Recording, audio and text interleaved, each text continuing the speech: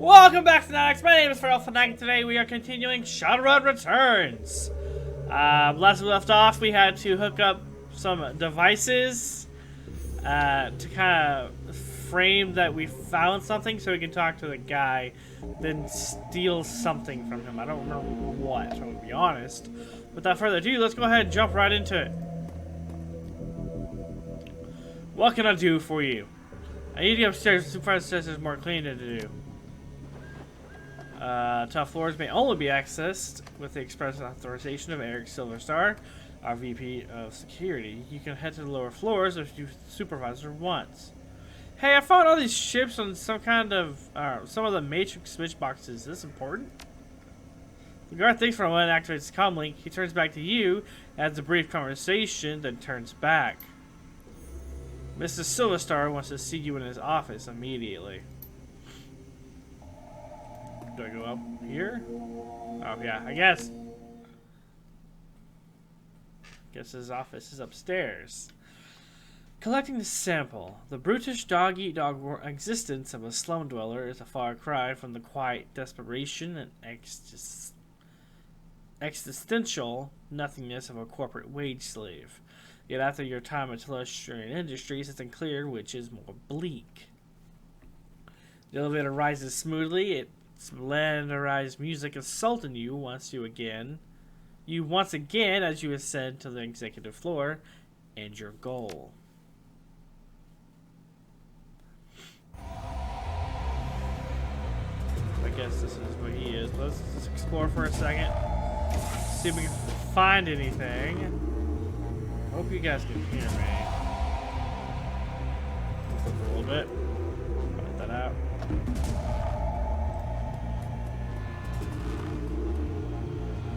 Oh, can go here. You gotta yell at me. Alright, I guess let's go straight to the office. Hello, Mr. Silverstar. He looks interesting. There you are. It seems that some of my best are letting me down, and it's good to see you're displaying one of the most important of my 3 key values. Well, it's duty above all, right? He laughs. Well, yes, that is the first value, and I'm glad more than those outside of security follow it, and from a janitor, no less. No, I'm speaking of my third and final value of vigilance, which seems to be sorely lacking around here. We prefer building maintenance, sir. Of course you do. Now please start filling out the report on this data pad. And I'm afraid I must ask you to not sit in my chair given your attire. I need to go ahead downstairs and investigate your findings. I'll be right back. Really? You would just leave a dude in your office by himself? Your call link begins to ring. You pick up. So this painting, this must be what all those expensive deliveries were. We don't have much time. I'm striking Silverstar and he's already stepping off the elevator. That dude moves fast. I don't think your disguise will hold up much longer. I'll update you on his movements. Hurry, mon ami. Oh no, where do I go? This one. The painting shows a wild mountain landscape with clouds ringing lofty peaks. The plaque reads Independence. Push the frame. Oh wow, I was right. Nice. The painting shows a wild. Oh no, I didn't. I'm a liar. I was wrong. All right. This one. Depicted is a clock tower at a train station in downtown Portland, and the tiered plaque reads efficiency. What does it have? Duty. Oh, it's the 3 things. Oh, I found it. He has a few guards, a tech worker, and a very nervous wage slave gathered in the boardroom and is beginning to question them. Okay, so I need. What was the next one? I don't think it's Unity. Let's try this one. Vigilance, right? Vigilance, push the frame. Shit. Push the frame. Let's try. Shit. I'm running out of time. I don't know. Push!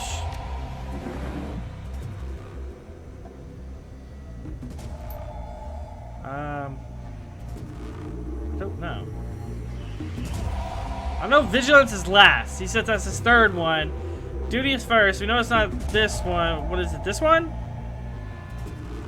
Efficiency? Oh god! Yes! Go! Go! Go! Go! Go!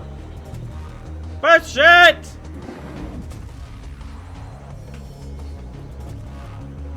Oh, what now? Oh, in here maybe? Walk away. I don't know. Oh, I can't do that. Oh, it opened a door. I am an idiot. Alright, let's go. Need a scanner from a key to Mr. Silver Star. Okay, what was my mission again? Was I just supposed to get in here? I don't remember. Don't blow your cover. Find the school. Again, it doesn't tell me.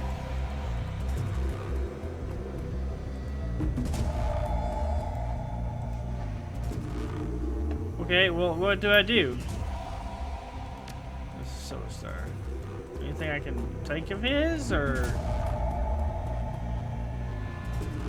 what's this?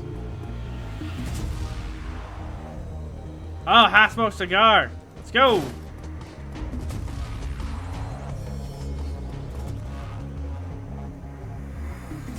Put the moist in the cigar on the DNA scanner. Yes. The click and a faint hiss. Escaping air. The safe opens. Take the sample. Great work, on me! This time is for Stealth's pass. It has set off every alarm in the system, but I have unlocked the executive elevator.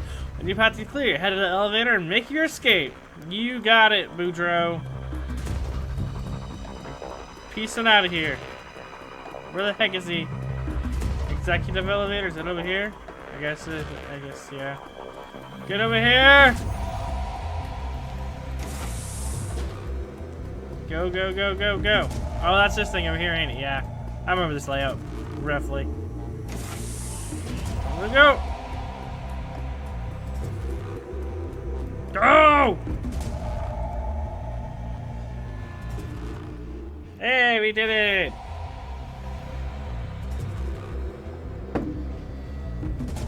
Ah, F.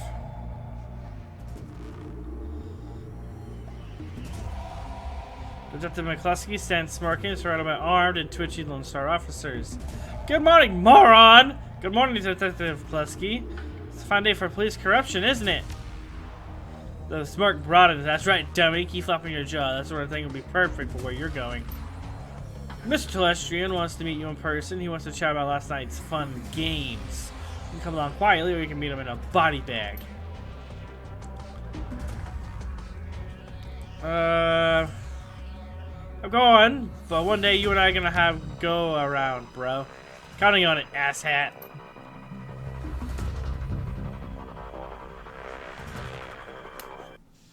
Yeah, I knew McCluskey was dirty from the very beginning. The estate. From the floor of the Lone Star Cruiser, you watch the tops of the downtown quarters office buildings disappear, replaced by the gray overcast of the I-90 bridge. The nylon restraints binding your wrists and ankles, along with McCluskey's whistling to the radio, make for an unpleasant ride. A half hour later, the cruiser hits a whisper-smooth patch of road, and a magnificent mansion fills your view. Its design, a blend of old-world finery and elvish grace. The car pulls into an abrupt halt, and you're dragged onto the driveway where McCluskey pulls a nasty-looking knife and cuts your bonds. You look up to see you're surrounded by a squad of green-clad ghosts, special forces troopers from Terngire? I don't know what that is. Massaging the feeling back into your numb extremities, you prepare to meet them himself. James Celestian III. Interesting. I don't know what's going on.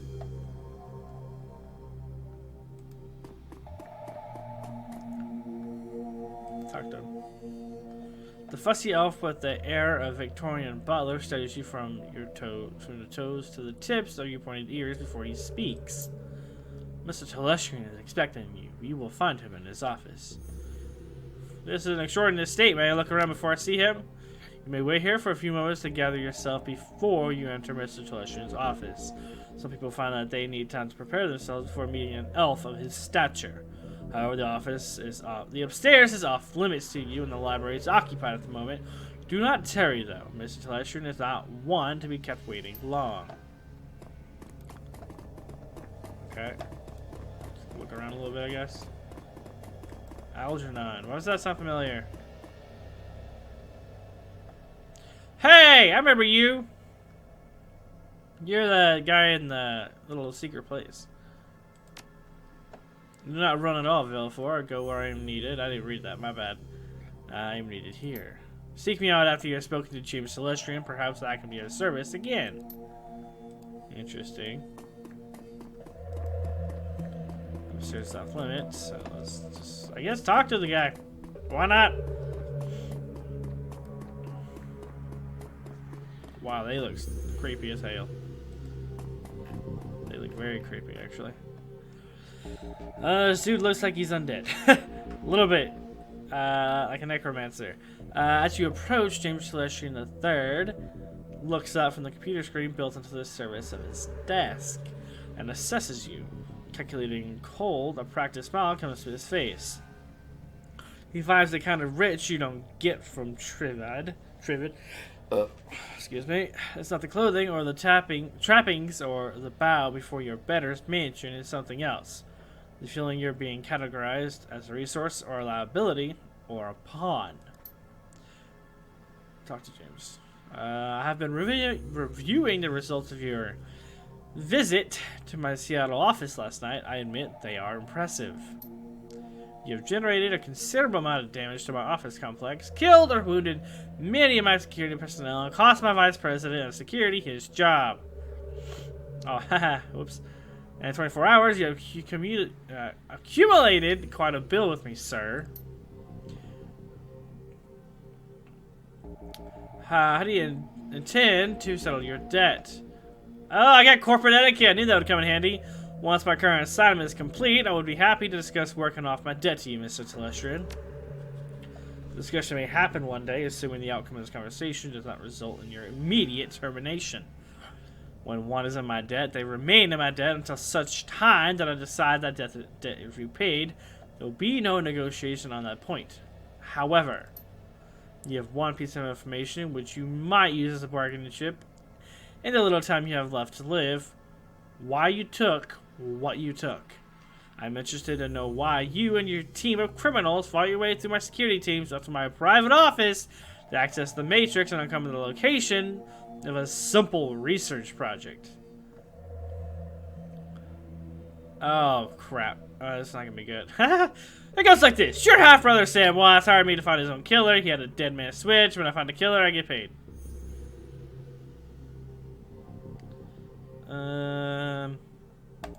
Yeah. You impressed me, sir. My father's bastards are intentionally not well known, even to themselves. Nonetheless, I failed to see the connection between Sam Watts' death and a raid on one of my office buildings. There's no connection between the research project and the dead man that I'm aware of.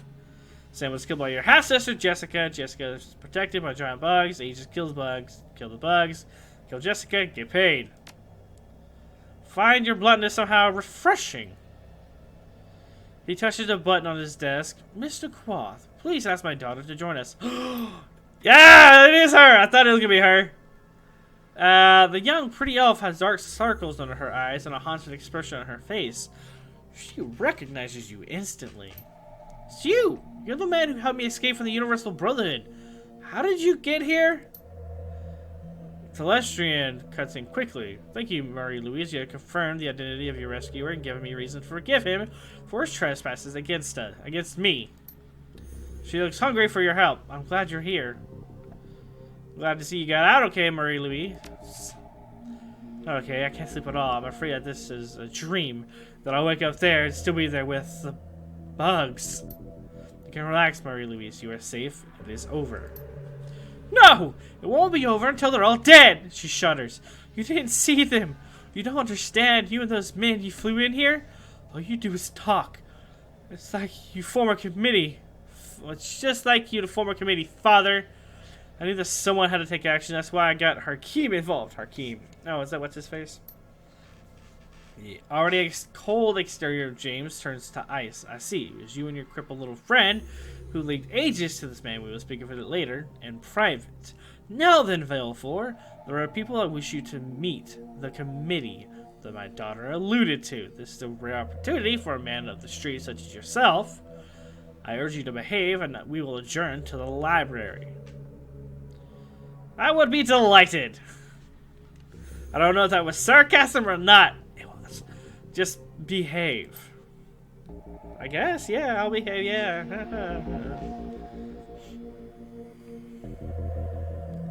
What is going on here? There is wait until Esther's library. It sets magnitude and purpose. You are no longer in the presence of mere wealth, you are in the presence of history. Okay. Ladies and gentlemen, this is Valefor. He is the elf who saved my daughter, and the only one who has faced our common enemy in combat. Herr Brakos, what does a representative of a great dragon Lafayette have to tell us about the magical insect this Shadowrunner uncovered? Brakos speaks slowly with a deep, melodious German accent. He takes his time, accentuating each word, relishing each vowel and each consonant, tasting them as if they were a delicacy. My Lord Loftware has witnessed the insect spirit's physical manifestation before, roughly 9,000 years ago. As you are aware, magic ebbs and flows from the earth, cycling from peak to peak over the course of 5,200 years. As the level of magic grows, Hans, dear, I love you, but you could babble on forever, and I believe time is of the essence. The painted elf addresses you. Valefor, is it? Delighted!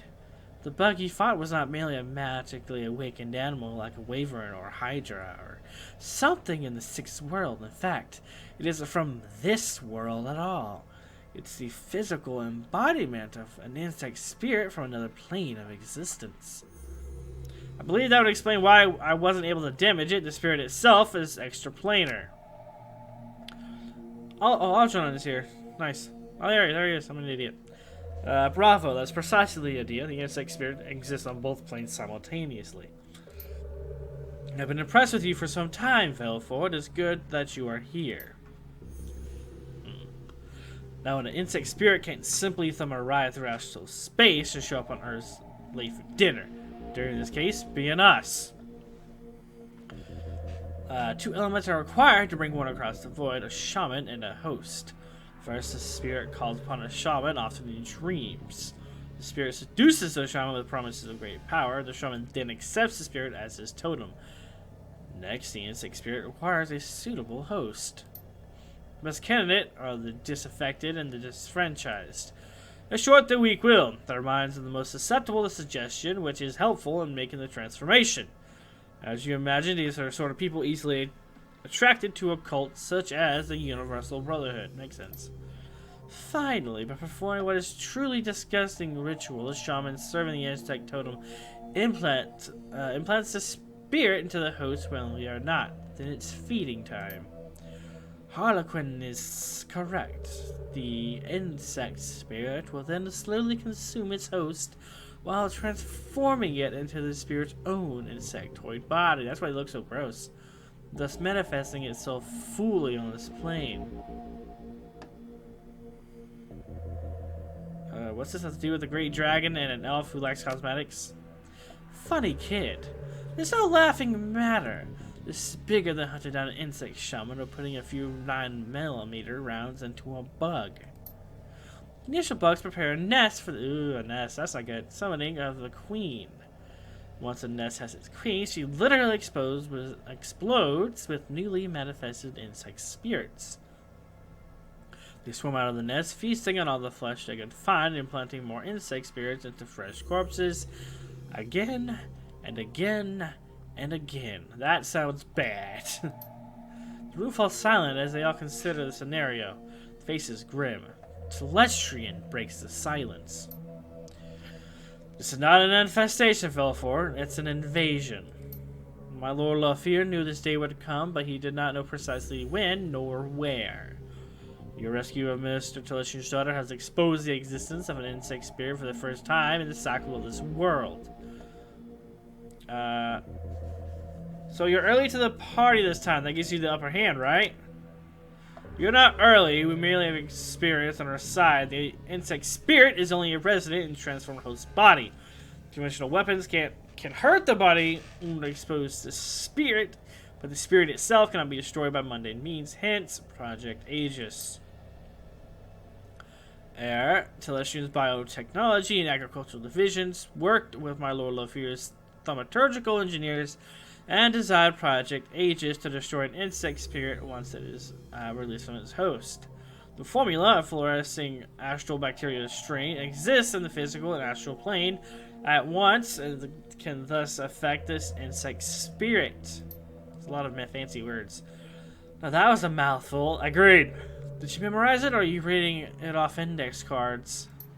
My director of research and development, Diane Ravenwood, will explain how Project Aegis will be used in the field. Dr. Ravenwood? Oh, that's this chick in the corner right here. She looks sassy. Our weapon specialists have rapidly prototyped the delivery device for the fluorescing astral bacteria strain. They created some prototype launchers which fire Aegis-filled shells. When fired, the shells will discharge a high-velocity stream of the bacteria. In order to destroy one of the bugs, it must first be damaged using conventional weapons or magic until the spirit is released from the host body. Then the insect spirit must be shot with the Project Aegis prototype launched to destroy it.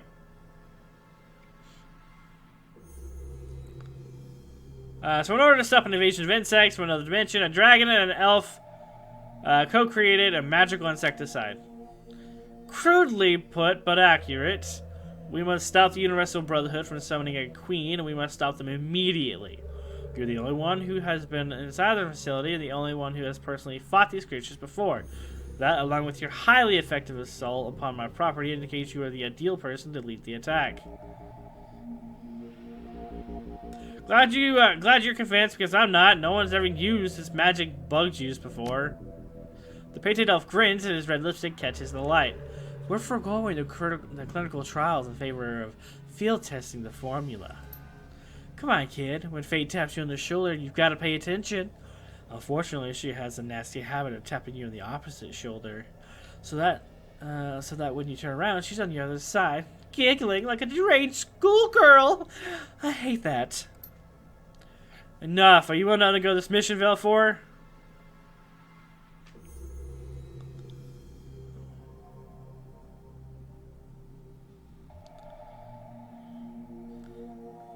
I'm professional. Professionals get paid for their work. I assume that serving all mankind involves compensation. Of course. Here's my proposal. You prevent the queen from being summoned to destroy the insects. And the next 1 million Nuyen will be divided by the surviving team members. 1 million? Sign me up! Or I can be a dick, but I'm not. Excellent. He claps his hand as if seeing the circus for the first time. I love the way that the short-lived are willing to die even faster. It's very inspirational. Brachus raises his hand and Harlequin's clapping instantly stops. There is one final note, a warning if you will. You have seen the danger the insects present, but you have not witnessed the shaman's power. The shaman must tap into the powerful source of magic in order to summon a queen. We don't know what abilities that power source will grant. Beware the insects, but do not underestimate the shaman. 10,000 Nuyen, holy crap. Hey, don't scare the kid, Hansel. He's only aiming to go on the mission. By the by, I'm coming with you, Velfor. I wouldn't mind seeing these creatures for myself. I missed them last time. Celestian will bankroll you so you can hire the rest of the team. Find me when you're ready to go and we'll bug right out of here. Terrible choice of words. He sighs. Yes, speak with Harlequin when you are ready to depart. If you require additional supplies for your mission, find my assistant Quath. He is highly resourceful. Wow, my voice cracked. I have karma points, so I got 11. Let's see if I can spend any real quick. Let's be honest, I probably need it. And what? Constitution, what's it called in this? Body? Physical damage. So yeah. So let's put it in body so I don't get murdered. Algernon, what do you want to talk to me about, bro? Spell, spirit foci, or fetish it. Oh yeah, I don't use any of that.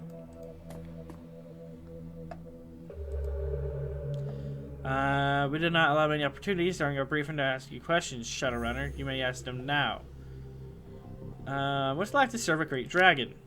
The German man's eyes narrow. Do not misconstrue my relationship with Lord Fear. I do not serve. What are the? How did the insect spirits get here?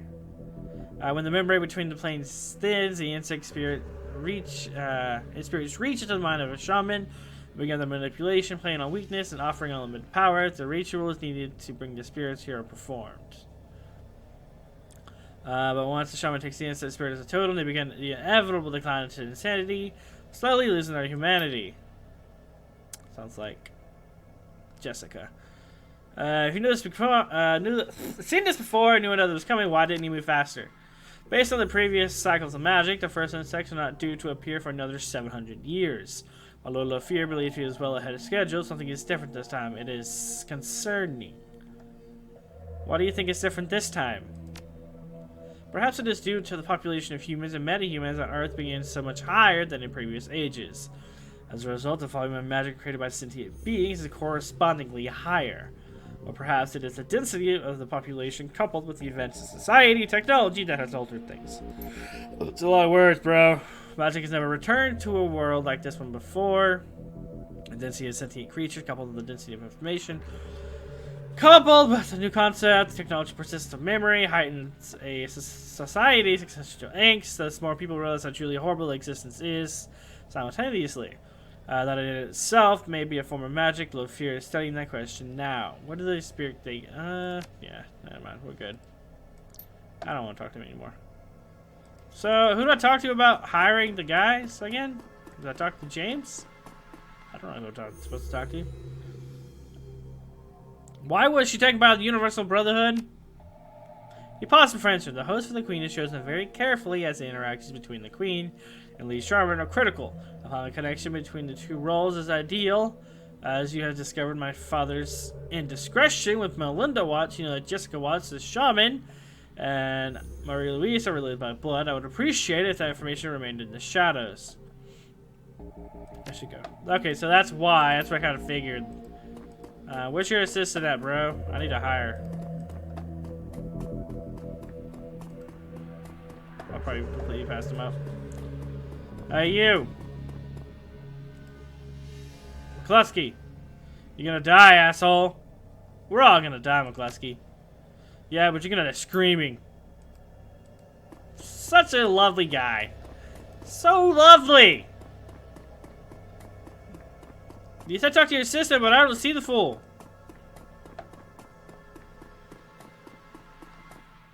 Is he in here somewhere? Oh, there he is. I don't know why you're way over here, dude. Alright. Mr. Quoth, let's talk. Oh, so he sells stuff. Interesting. Show me the gear! Does he have new weapons? He does have new weapons. I like this. Oh, no, I don't know. I don't. He doesn't have the weapons I want, right?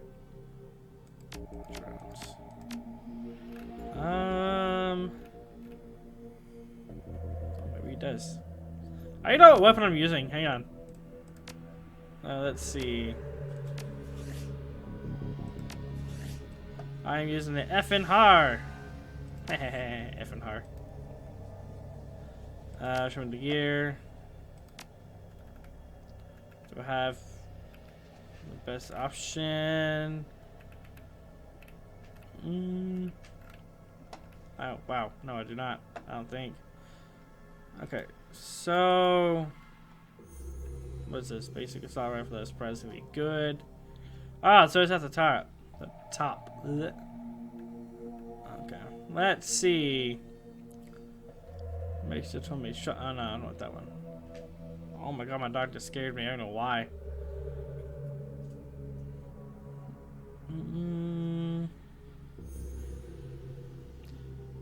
Let's get the Ares Alpha. Why not?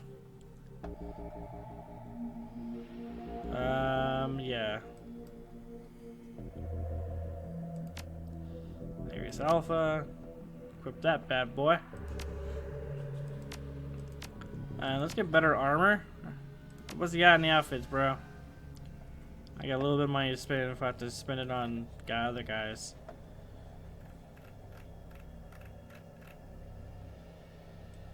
Okay, so I guess what? 2,000 for this one? Let's take it.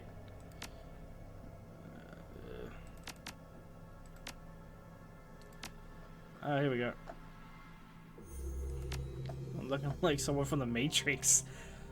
I think I'm good. So I'm pretty good in that respect. I can't even go up the stairs if I wanted to. So who do I talk to about hiring the guys? I'll be questions first. I'll be back. Who do I talk to about hiring some fools?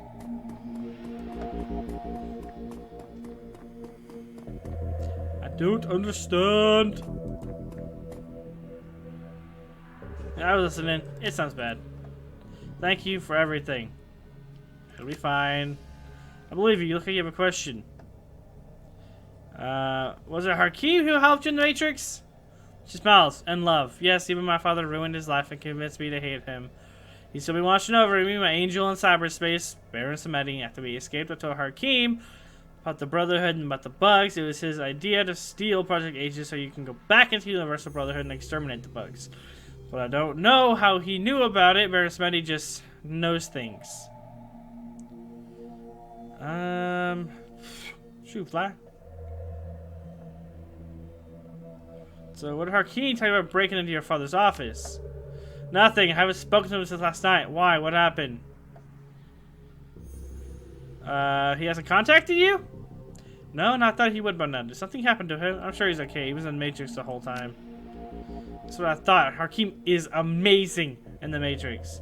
Sure, I'll hear from him soon. Actually, I don't have a good feeling about this. Like, at all. Klasky, I hope you die. I don't like you. You're a jerk.